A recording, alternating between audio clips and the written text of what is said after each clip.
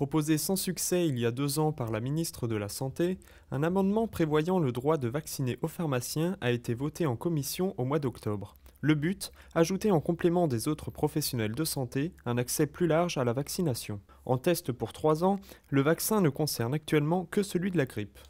C'est l'idée qu'il y a des pharmaciens partout. C'est la profession médicale qui est la mieux répartie sur tout l'ensemble du territoire. Et comme la couverture vaccinale des Français est mauvaise, on souhaite faciliter leur accès au vaccin et à la vaccination.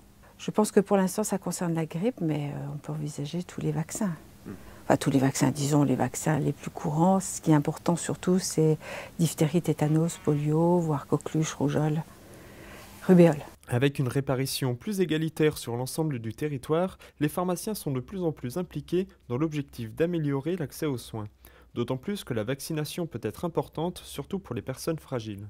Je pense que c'est une bonne chose qu'on augmente la vaccination, parce qu'aujourd'hui, les Français n'ont pas pris conscience de la gravité de certaines pathologies.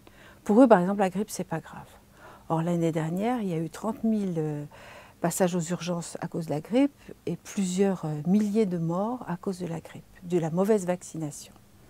Le corps médical, cependant, émet certaines réticences vis-à-vis de cet amendement, dénonçant le début d'un démantèlement de leurs compétences.